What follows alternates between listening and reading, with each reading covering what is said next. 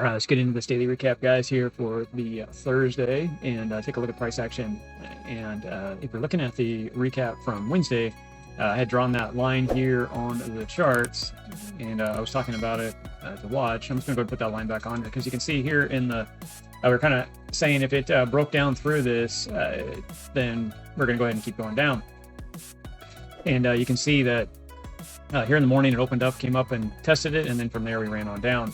Came down to that 112,000 level and broke through it and then started to rebuild. Now we're kind of testing it again. It's the same thing though.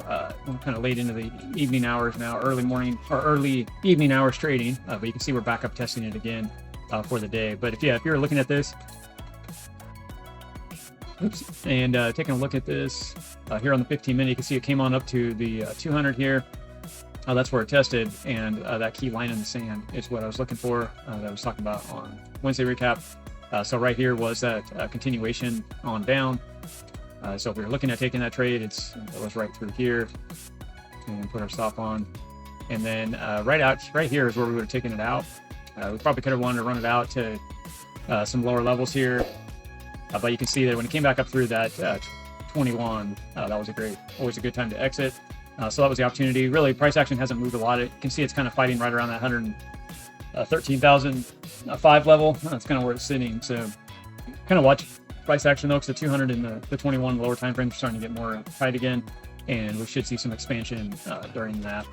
So that's what we're looking for, guys. And just be patient. Don't force any trading. Don't get yourself caught up into potential opportunity. But that's about it. Nice and short and sweet. Like and subscribe to the video though. If you guys have questions, go ahead and make comments, and then check out our other videos. We do talk more about trading setups. Our goal here is not to show you trades. Our goal is to show you how to read the charts so you can trade.